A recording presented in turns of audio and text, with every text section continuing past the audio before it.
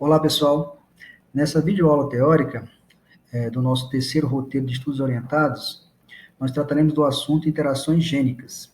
E desde já recomendamos a leitura dos capítulos dos livros Genética na Agropecuária e do livro Genética, um enfoque conceitual, que estão disponíveis na biblioteca e as instruções estão lá no campus virtual. Bem, nos nossos roteiros de estudos orientados anteriores, a gente tem destacado estudos de herança ou controle genético de variados caracteres em plantas, bem como em animais. Aqui nós temos os 7 características cujo controle genético foram estudados lá pelo Mendel, né, na espécie vegetal ervilha, que tem em comum o fato da herança ser determinada por apenas um gene, uma herança monogênica. Contudo, na natureza, os caracteres também podem ser controlados por mais genes. E isso foi sendo observado por outros pesquisadores quando eles continuaram o estudo de herança de outros caracteres, seguindo os princípios que foram postulados lá pelo Mendel. Então, quando uma característica ela é controlada por 2 genes, ela é dita ter uma herança digênica, né, aqui por genes A e B, formas alélicas Azão e Azinho, Bzão e Bzinho, podendo também ter caracteres cuja herança é determinada por 3 genes, uma herança trigênica, genes A, B e C, ou por mais genes. Quando os caracteres são controlados por poucos genes, até 10 ou 12 genes, é comum denotar essa herança como oligogênica. Ao passo que quando a herança é determinada por muitos genes, ou seja, acima de 12 genes, é comum denotar essa herança como uma herança poligênica. Aqui, nessa videoaula, nós trataremos especificamente de características cuja herança é determinada por 2 genes, ou seja, uma herança digênica. Então, o primeiro aspecto fundamental é a gente discutir como são formados os fenótipos, né, de características cujo controle, então, é exercido por 2 genes. Bom, um primeiro aspecto que nós já estudamos nas aulas anteriores é que a formação do fenótipo se deve à ação combinada de alelos de cada gene, como combina o alelo Azão com Azinho ou Bzão com Bzinho. Essa ação combinada de alelos do mesmo gene é a denominada interação alélica, que nós estudamos, que ela pode ser dominância completa, como nós temos um alelo dominante e um outro alelo recessivo. Pode ser codominância, quando nós temos 2 alelos ativos e funcionais, ou pode ser também uma dominância incompleta. Mas também nesse caso, nós podemos ter uma interação ou uma ação combinada entre alelos de diferentes genes. Por exemplo, ação combinada do alelo A em relação ao gene B, do Azinho em relação ao gene B, e vice-versa. Essa ação combinada de alelos de diferentes genes e que contribuem para a formação do fenótipo é a denominada interação gênica, que é o tema da nossa videoaula de hoje. E é preciso compreender, e nós vamos ilustrar com alguns exemplos, especialmente com rotas metabólicas, que as interações gênicas elas ocorrem no nível de produtos dos genes, que na maioria das vezes são enzimas, que por sua vez atuam como biocatalisadores de passos metabólicos. Para o nosso caso específico, nós lidaremos com características cujo controle genético é determinado por o seguinte modelo genético de herança. 2 genes que se comportam de acordo com a segunda lei de Mendel, ou seja, 2 genes independentes, representados aqui por 2 alelos, Azão e Azinho, Bzão e Bzinho, e aqui também demonstrando que uma interação alélica de dominância completa em ambos os genes. Quando a gente tem um modelo genético desse tipo, a gente, partindo dos princípios postulados pelo Mendel, a gente tem o que a gente já ilustrou na aula, na videoaula anterior, né, sobre a segunda lei de Mendel. E aqui nós podemos recapitular aspectos tanto da segunda quanto da primeira lei de Mendel. Vamos lá. Então, partindo de 2 parentais puros, né, e homozigotos, né, são homozigotos e contrastantes para o cartério, no caso. Nós teremos aqui na geração F1 o indivíduo duplo heterozigoto. Então, a partir da segregação e recombinação aqui dos genes, nós teremos então a formação dos gametas e posteriormente os genótipos dos descendentes na geração F2. Vamos olhar aqui primeiro os gametas, aqui nesse, e depois vamos completar esse quadro de Punnett. Aqui nós temos os 4 gametas possíveis: azão, bezinho, azim, bezão e azim, bezinho. Agora, olhando atentamente só para os alelos do gene A, a gente percebe que metade dos gametas carregaram o alelo A, azão, e a outra metade carrega o alelo azim. E da mesma forma, nós temos para o alelo bezão, metade dos gametas carrega o alelo bezão, e a outra metade carrega o alelo bezinho. Isso é o princípio da primeira lei de Mendel, lei da segregação independente dos alelos. Agora, a recombinação desses genes, veja que ela vai se dar de forma independente, ou seja, a segregação de um gene não interfere na segregação do outro. Por quê?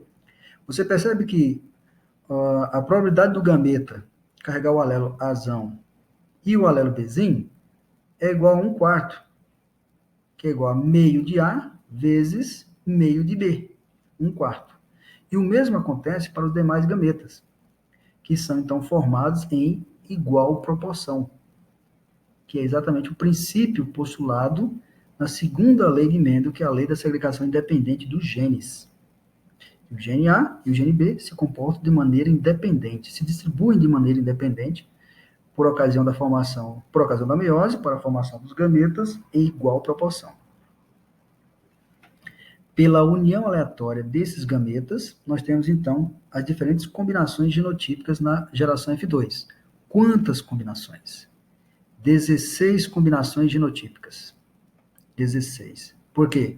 Nós temos dois genes em heterozigose. Então, vai se agregar aqui o gene A com 4 combinações, o gene B com 4 combinações, os dois juntos, 16 combinações genotípicas. Essas combinações genotípicas nós podemos representar em classes, né? Em classes de indivíduos que vão apresentar pelo menos um alelo dominante em cada gene, como por exemplo aqui, ó, esses indivíduos todos têm pelo menos um alelo dominante em cada gene. Quantos? 1, 2, 3, 4, 5, 6, 7, 8, 9. Então nós temos essa classe, o 9 em 16, que apresenta pelo menos um alelo dominante em cada gene. Então seria essa classe A-B-, representada aqui de forma abreviada. Nós temos também essa segunda classe, seria A-Bzinho, essa terceira classe, Azinho, Bzão, traço, e por último o duplo recessivo, 1/16.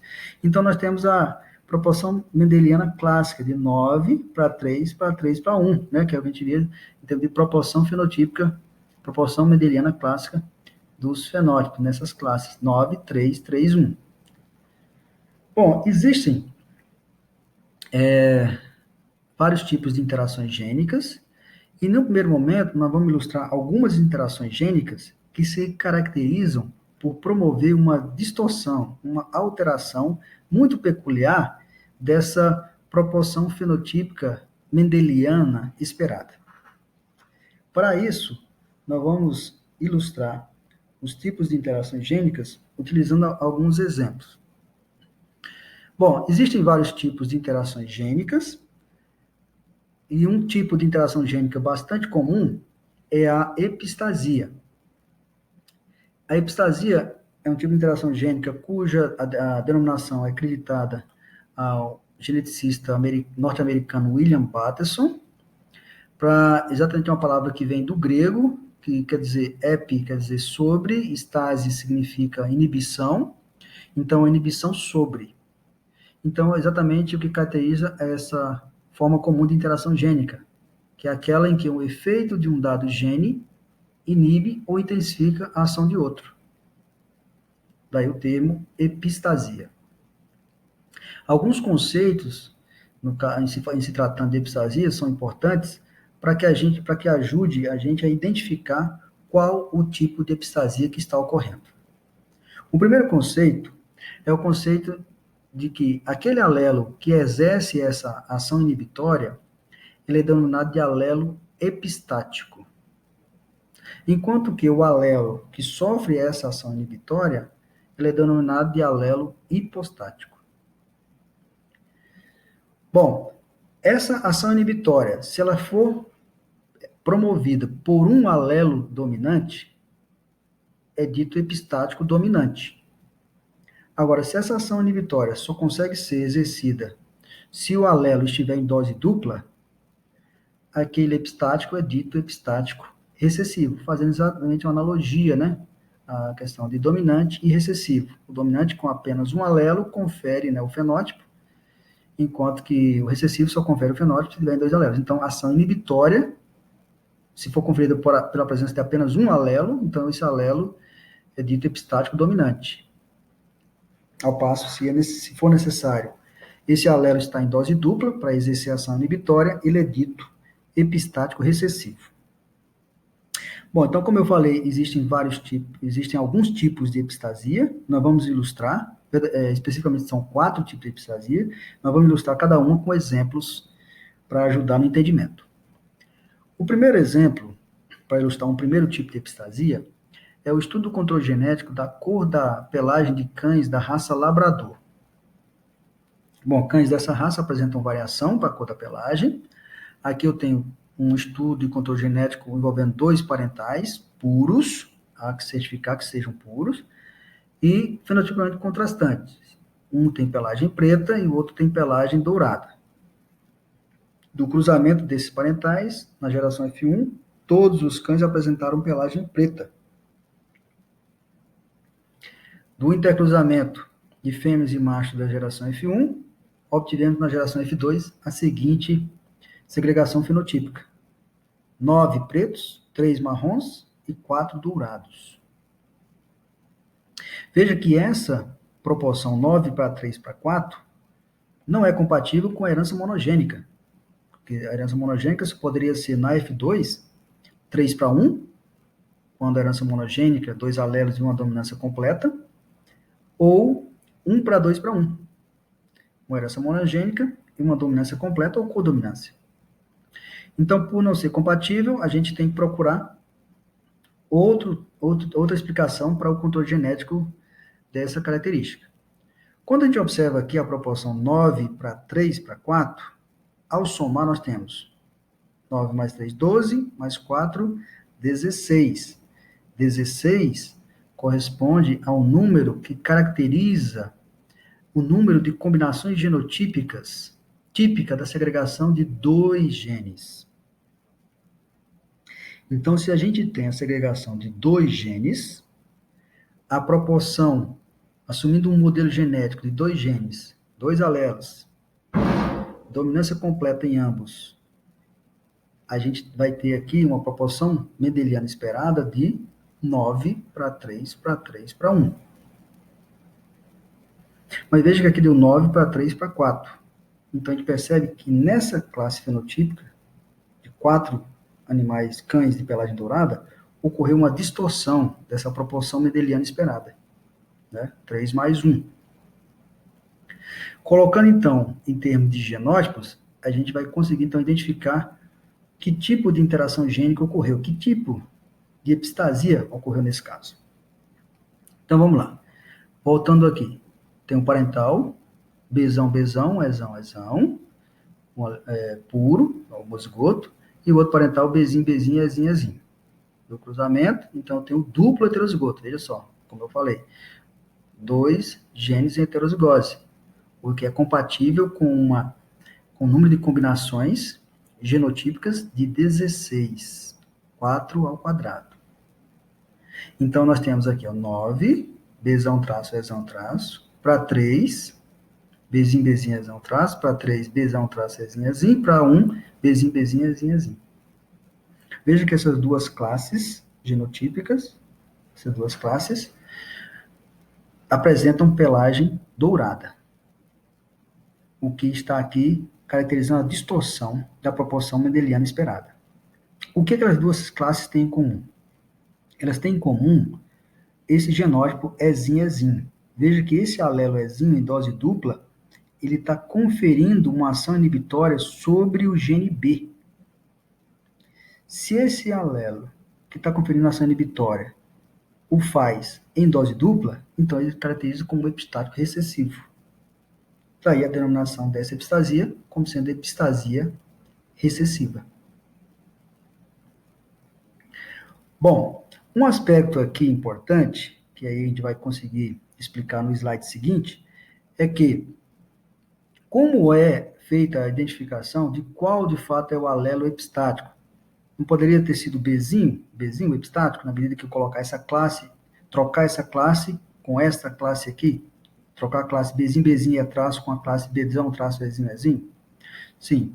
Contudo, revelar de fato quem é o epistático, isso só ocorre mediante estudos mais detalhados e aprofundados em nível bioquímico, pelo conhecimento das rotas metabólicas. Nesse caso, é conhecido sim, e nós vamos apresentar nesse esquema demonstrativo como que ocorre a expressão da cor da pelagem em cães da raça labrador.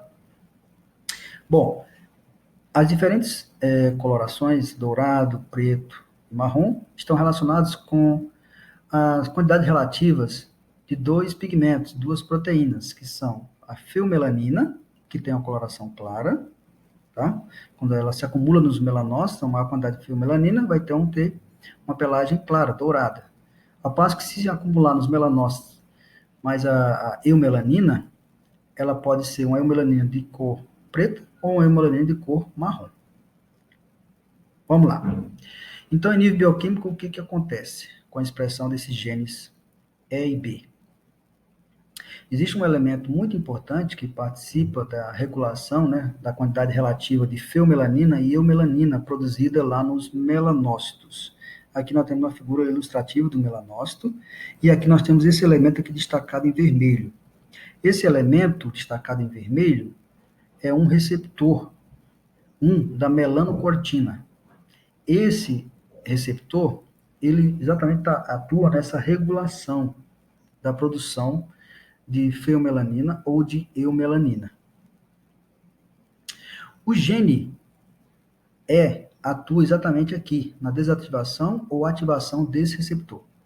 Quando está na sua forma alélica Ezinho, ele promove a desativação desse receptor. E com essa desativação do receptor, há uma maior produção do pigmento feomelanina lá nos melanócitos, fazendo com que o animal apresente essa pelagem característica, clara ou dourada.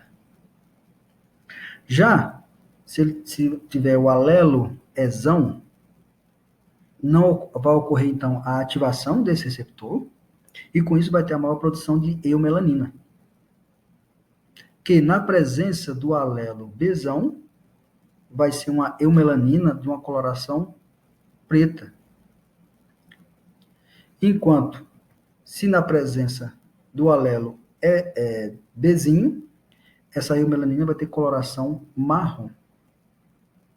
Então, veja que aqui fica bem caracterizado que o alelo Ezinho, ou seja, você vai conferir essa ação aqui de desativação quando ele estiver em dose dupla, ele é, de fato, um epistático recessivo. Por quê?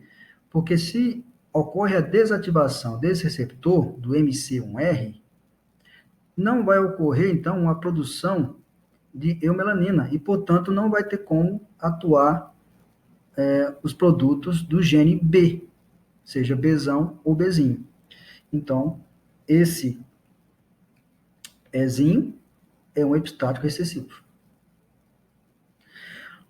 Bom, agora lembrando que a distorção na proporção mendeliana esperada, ela ocorre também em outras descendências de outras gerações. Por exemplo, na descendência do cruzamento teste, do F1 com o recessivo. O que nós teremos de proporção fenotípica na descendência, na vigência de uma epistasia recessiva? Vamos lá. Bom, então vamos lá. O F1, duplo heterozigoto, cruzado então com recessivo, duplo recessivo, né? Ele então vai cruzar e vai formar então esses genótipos na descendência. um Bzão, Bzão, Bzão, Bzinho, Ezão, Ezinho, um Bzinho, Bzinho, Ezão, Ezinho, um Bzão, Bzinho, Ezinho, Ezinho, e um Bzinho, Bzinho, Ezinho, Ezinho. Só que nós estamos lembrando que o Ezinho, Ezinho, ele é epistático sobre o gene B. Portanto, essas duas classes aqui vão apresentar uma pelagem dourada. Ao passo que esse indivíduo, essa classe de indivíduos com esses genótipos, eles vão apresentar pelagem marrom, porque aqui ele vai ter a ativação do receptor, mas na presença do Bzinho, a eumelanina vai ter uma tonalidade marrom, ao passo que aqui a eumelanina vai ter, na presença do Bzão, uma pigmentação preta. Então, a proporção fenotípica esperada na descendência do cruzamento teste vai ser de 1 preto, 2 dourados para 1 marrom. Então, ocorreu, mais uma vez, uma distorção da proporção mendeliana esperada. Bom, agora vamos ilustrar um segundo tipo de epistasia, a partir do estudo da herança do teor de ácido cianídrico, agora numa espécie vegetal, que é a mandioca. Essa substância, ácido cianídrico, ela tem grande importância, porque é uma substância tóxica e quando consumida em grande quantidade por animais ou mesmo por humanos, pode causar sérios problemas de saúde. Então, partindo de dois parentais puros, um com alto teor de ácido cianídrico e outro com baixo teor de ácido cianídrico, nós tivemos na geração F1 100% das plantas com alto teor de ácido cianídrico. Intercruzando essas plantas F1, nós chegamos então na geração F2, onde nós observamos 9 plantas com alto teor para 7 plantas com baixo teor. Veja, na geração F2, 9 para 7 não é compatível com a herança monogênica, que seria 3 para 1 ou 1 para 2 para 1. Portanto, há que se buscar uma outra explicação para a herança dessa característica. Mas vejamos, 9 mais 7, 16, 16, de novo, um número de combinações genotípicas características da segregação de 2 genes em heterozigose. 2 genes, uma herança digênica é compatível. Agora, com 2 genes, admitindo 2 genes, 2 alelos cada, aqui nos seus pais, uma dominância completa em ambos, a proporção mendeliana na F2 vai ser de 9, 3, 3, 1. Mas veja que aqui deu 9 para 7, ou seja, ocorreu uma distorção dessa segregação mendeliana esperada. E a distorção está aqui, nessa classe, de baixo teor de ácido cianídrico. Então, colocando agora os genótipos, nós conseguiremos identificar que tipo de epistasia está ocorrendo aqui. Que tipo de epistasia causou essa distorção. Então, vamos lá. Aqui eu tenho um parental com alto teor, ele tem um genótipo Lzão, Lzão, Hzinho, Hzinho. Esse outro genótipo, Lzinho, Lzinho, Hzão, Hzão. O F1, sabidamente, duplo heterozigoto, como já havíamos adiantado, havíamos antecipado, né? Pelo número de combinações aqui, ó, 16. Então, aqui eu vou ter 9, L traço H traço, 3, L traço Hzinho, Hzinho, para 3, Lzinho, Lzinho, Hzão traço, para 1, Lzinho, Lzinho, Hzinho, Hzinho. Então, essas 3 classes aqui, com o mesmo fenótipo, baixo teor de ácido cianídrico. Então, vejamos, o que eles têm em comum? Essas 2 classes aqui, a primeira e a terceira, têm em comum esse genótipo Hzinho, Hzinho, ou seja, o alelo Hzinho em dose dupla, que está conferindo, então, uma ação inibitória, uma ação epistática sobre o gene L, seja na forma Lzão ou Lzinho. Observando a segunda e terceira classes genotípicas, a gente também percebe que o Lzinho, Lzinho também confere uma ação inibitória sobre o gene H, seja na forma Hzão ou na forma Hzinho. Ora, se você tem, então, um alelo que confere ação inibitória quando ele está em dose dupla, ele é denominado de epistático recessivo. Então, o Hzinho é um epistático recessivo. E o Lzinho também o faz, ele também vai ser um epistático recessivo. Então, nós temos 2 epistáticos recessivos, o Hzinho, Hzinho e o Lzinho, Lzinho. O que, então, denomina essa epistasia, nos ajuda a denominar essa epistasia e identificá-la como uma epistasia recessiva dupla. Então, o controle genético do teor de ácido cianídrico em mandioca é exercido por 2 genes de uma herança digênica, com 2 alelos em cada gene, o alelo Lzão é Lzinho, Hzão é Hzinho, com dominância completa dentro do gene L, e uma dominância completa também no gene H, e uma interação gênica do tipo epistasia recessiva dupla, conferida pelos recessivo Hzinho e o recessivo Lzinho. Bom, para um conhecimento mais aprofundado de como ocorre essa ação epistática, é preciso conhecer a rota metabólica. E nesse caso, a rota metabólica para a produção de ácido cianídrico na planta de mandioca é muito bem conhecida. Sabe-se que o precursor primário é a linamarina e que se tem uma rota metabólica catalisada por 2 principais enzimas, que são linamarase e a hidroxinitrilo liase. A enzima linamarase é produto do gene L e a hidroxinitrilo liase é produto gênico de H. Então vamos lá. O Lzão produz uma enzima ativa e funcional linamarase, que então catalisa esse passo metabólico de linamarina para acetona cianidrina.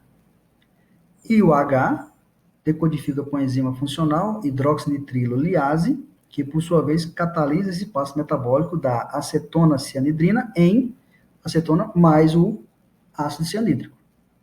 Então, se o indivíduo possui essas enzimas funcionais, ou seja, possui pelo menos um dos alelos, dos alelos dominantes em cada um dos locos, em cada um dos genes, L e H, então ela vai ter um acúmulo de ácido cianídrico, vai ter a produção de ácido cianídrico.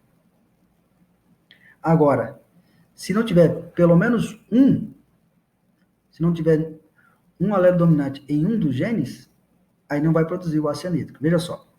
Vamos supor uma situação em que ele não possui um alelo dominante Lzão. Não possui esse alelo, o indivíduo é só Lzinho. Então, se ele é Lzinho, ele não tem uma linamarase ativa e funcional e, portanto, vai ter um bloqueio desse passo metabólico. Não vai formar ácido cianídrico, então vai ter baixo teor. Também, se ele não tiver um alelo dominante Hzão, ele também vai bloquear esse passo metabólico e também não vai formar ácido cianídrico, vai acumular acetona cianidrina na planta. Então, nós temos para as demais classes, quando se tiver Lzinho, você inibe o gene H, porque já bloqueia esse passo. E quando você tem Hzinho, você confere uma ação epistática sobre o L, porque aí não vai completar a rota metabólica para formar o ácido cianídrico. Daí, então, uma explicação em nível bioquímico dessa epistasia recessiva dupla. Bom, da mesma maneira que nós ilustramos para epistasia recessiva, também na epistasia recessiva dupla, nós vamos ter distorções na proporção mendeliana em outras gerações, nas descendências de outras gerações. Vamos ilustrar aqui para a descendência do cruzamento teste do F1, que é o duplo heterozigoto com alto teor de ácido cianídrico, com o duplo recessivo com baixo teor de ácido cianídrico. Veja que desse cruzamento, nós vamos ter na descendência esses 4 genótipos possíveis, na proporção de 1 para 1 para 1 para 1. De novo, só um indivíduo que possui pelo menos um alelo dominante em cada um dos genes é que vai ter alto teor. Esses outros 4 aqui, esses outros 3, que não possuem alelo dominante em ambos os locos, ele vai apresentar baixo teor, o que nos dá, o que resulta uma proporção fenotípica esperada no cruzamento teste do F1 com excessivo, de 1 com alto teor para 3 com baixo teor. Então, de novo, uma distorção da proporção mendeliana de 1 para 1 para 1 para 1. Isso na descendência do cruzamento teste. Outro tipo de epistasia é a que é ilustrada no estudo do controle genético da característica cor da pelagem em bovinos. Cruzando duas raças de bovinos, aqui a Angus com a Jersey, nós temos aqui esse Angus ele tem pelagem preta, Jersey tem pelagem preta e vermelha, e aqui veja que eu já estou identificando os genes, já estou identificando a constituição genética desses indivíduos, partindo de dois genes, gene A e gene B, com duas formas alélicas, azão e azinho, bezão e bezinho, e dominância completa em ambos. Ou seja, já estou mostrando que se trata de uma herança digênica. Agora vamos ver que tipo de interação gênica, que tipo de epistasia está ocorrendo na herança dessa característica. Vamos lá, cruzando então esses parentais, chegamos então aqui ao F1, em que todos os animais são duplo heterozigotos e tiveram pelagem preta. Intercruzando machos e fêmeas F1, chegamos então no F2, numa proporção de 12 com pelagem preta, 3 com pelagem preto-vermelha e 1 com pelagem completamente vermelha. 12 para 3 para 1. De novo, veja que se tratando de dois genes, com dominância completa em ambos, a proporção mendeliana 9:3:3:1 foi distorcida para 12 para 3 para 4. E a distorção está aqui, ó, nessa classe fenotípica de pelagem preta. Observando aqui, então, comparando-se aqui, então, essas classes, essas duas classes, A traço, B traço, A traço, Bzinho, Bzinho, a gente percebe que está em comum aqui o alelo azão, que, por sua vez, apenas um alelo confere ação inibitória sobre o gene B. Quando você tem um alelo conferindo ação inibitória sobre outro gene, esse epistático é um epistático dominante, o que caracteriza essa epistasia como uma epistasia dominante.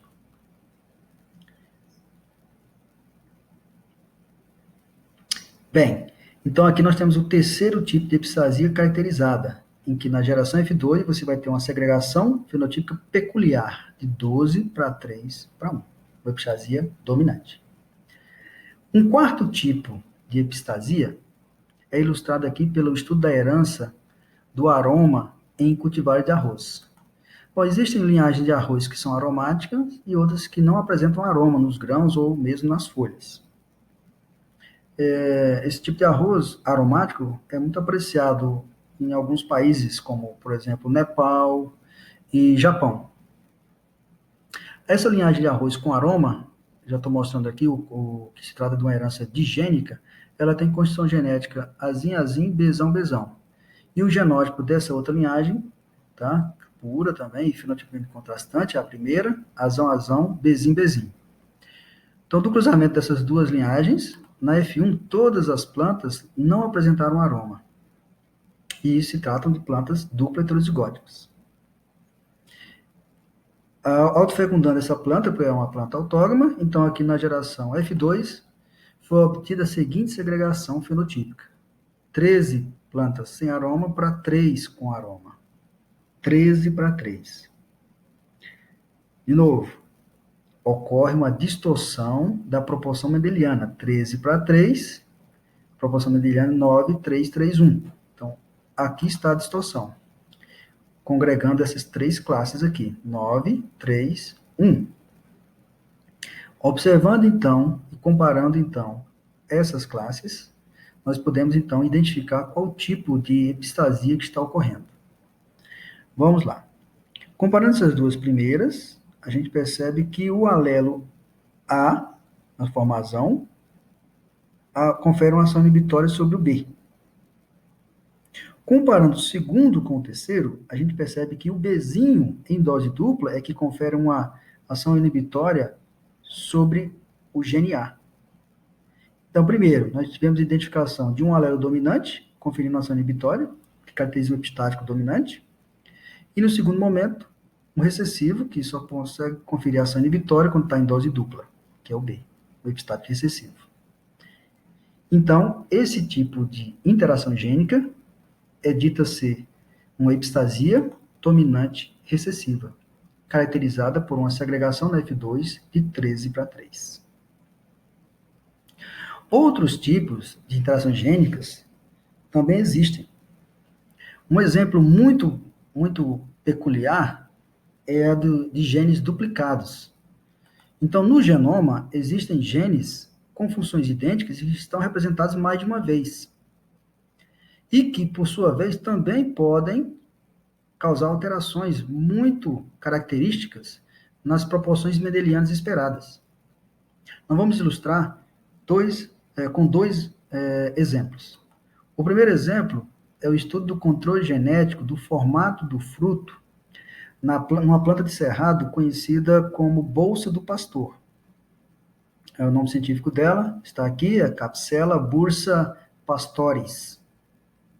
Veja que nessa imagem, você tem aqui uma planta dessa espécie, cujo formato do fruto é triangular. Mas existe variação para o formato do fruto, para também o formato alongado. Aqui eu estou mostrando que a herança é uma herança digênica, uma herança determinada por 2 genes. E aqui eu tenho esse parental, azão, azão, bezão, bezão, que tem um formato triangular, contrastante com esse outro parental utilizado com fruto formato alongado, que é duplo recessivo. Então, do cruzamento eu tenho o F1, que vai ser um duplo heterozigoto, e vou chegar então na geração F2, pelo intercruzamento ou autofecundação aqui do F1. Então, na F2, o que tivemos? Uma proporção fenotípica de 15 com formato triangular para 1 com formato alongado. 15 mais 1, 16, ou seja, compatível exatamente com a segregação de 2 genes em heterozigose. E o que a gente percebe é que nesta classe fenotípica triangular, de fruto triangular, está exatamente a distorção, com uma predominância de plantas com formato de fruto triangular, de 15, que é exatamente une, né, essas classes aqui, A traço, B traço, A traço, Bzinho, Bzinho, e Azinho, Azinho, Bzão traço. O que acontece nesse caso? Os genes A e B, eles são genes com funções idênticas. Então, veja que o alelo azão, que decodifica com enzima funcional, condiciona o fruto com formato triangular. E o Bzinho também condiciona o fruto com formato triangular. Então, apenas um alelo dominante no loco A ou um alelo dominante no loco B confere o fruto com formato triangular. E se você tem um alelo dominante, pelo menos um alelo dominante em ambos locos, também confere o fruto com formato triangular. Então, nesse caso, a gente diz que a interação gênica envolve 2 genes duplicados que os alelos dominantes não têm interação. O que resulta numa geração F2 com proporção peculiar de 15 para 1. Agora veja um segundo exemplo, que envolve agora o controle genético da cor da pelagem em suínos. Nesse caso específico, nós estamos falando aqui de um estudo de controle genético envolvendo aqui um cruzamento entre as raças Large White, que tem pelagem branca, com a Duroc Jersey, que tem pelagem vermelha. Aqui eu estou mostrando, mais uma vez, que já se trata de uma herança digênica. E que esses genes, o R e o S, são genes com funções idênticas para a produção de pigmento vermelho na pelagem. O F1, todos os animais apresentaram pelagem vermelha. Esse é o duplo heterozigoto. E na geração F2, o que foi observado? Uma segregação fenotípica de 9 para 6, 3 mais 3, para 1. 9 vermelho, 6 com pelagem areia e 1 com pelagem branca. E aqui estão as constituições genéticas de cada um deles. Aqui está a distorção da proporção mendeliana, né? Pela união dessas duas classes aqui no mesmo fenótipo, que apresenta o mesmo fenótipo areia. Veja então que, como eu falei, os genes R e S são genes com funções idênticas para a produção do pigmento vermelho. Só que aqui, ó, com apenas pelo menos um alelo no loco, em um dos locos, a coloração fica areia. Agora, quando eu tenho pelo menos um alelo dominante em ambos os locos, aí há uma maior produção de pigmento e aí a coloração fica vermelha. Então, nesse caso específico, diferentemente lá do formato do fruto, lá na bolsa do pastor, em que os alelos dominantes não interagiam, nesse caso eles interagem para acentuar o fenótipo. Então, nesse caso, nós temos genes duplicados com interação entre os alelos dominantes. Outros tipos de interação gênica também existem e que não se enquadram como epistasias ou genes duplicados. Vamos mostrar 2 exemplos. O primeiro exemplo é da herança do formato da crista em galinhas. Se trata de uma herança digênica, 2 genes R e o gene P, e aqui nós temos 2 linhagens. Uma linhagem cujo formato da crista é em formato de rosa, e essa outra linhagem que o formato da crista é de ervilha. E aqui está mostrando que são homozigóticas. Aqui, então, cruzando essas 2 linhagens parentais, obtivemos o F1, duplo heterozigoto, e cujo formato de crista já foi em forma de noz. Intercruzando machos e fêmeas F1, chegamos então na F2. Veja que na F2 ocorreu a segregação mendeliana de 9, 3, 3, 1. Contudo, aqui nós temos 9 com formato de noz, 3 com formato de rosa, 3 com formato de ervilha e 1 com aquele formato simples. Veja que não dá para enquadrar esses genes R e P como genes com funções idênticas, porque eles não produzem, não resultam no mesmo fenótipo, mas em fenótipos diferentes. Então, ocorre uma interação entre os alelos dos diferentes genes, ou seja, ocorre uma interação gênica, mas que não é um caso de epistasia, tampouco um caso de genes duplicados. Um segundo exemplo é este aqui, com a coloração de cobras. Se trata também de uma herança digênica. Aqui eu tenho esse parental que tem coloração alaranjada, esse outro parental com pelagem preta. Ao serem cruzados, resultam em filhotes, em filhos da geração F1 com pelagem camuflada. Intercruzando esses indivíduos F1, na F2, resulta numa proporção fenotípica de 9 camuflada, 3 alaranjada, 3 preta e 1 albina. De novo, não se enquadra numa epistasia, tampouco se enquadra como genes duplicados, porque não tem funções idênticas, mas é um outro tipo de interação gênica. Bom, nessa tabela, a gente então sumariza os tipos de interações gênicas que nós vimos, as mais clássicas, né, que são epistasia e genes duplicados.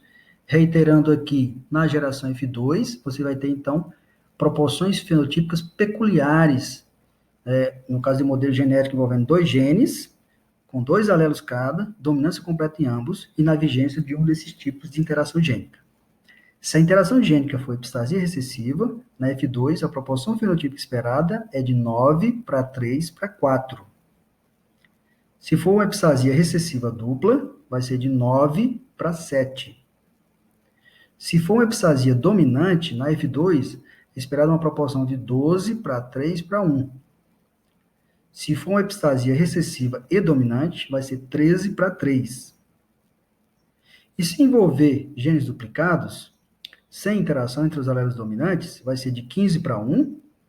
E se envolver uma interação entre esses alelos dominantes, vai ser de 9 para 6 para 1. Com isso, a gente sumariza os tipos de interação gênica que a gente estudou nessa videoaula. Bom, de novo, reitero as nossas recomendações, que façam uma leitura dos capítulos correspondentes a este assunto, interações gênicas, nos livros Genética na Agropecuária e Genética com Enfoque Conceitual. E bons estudos!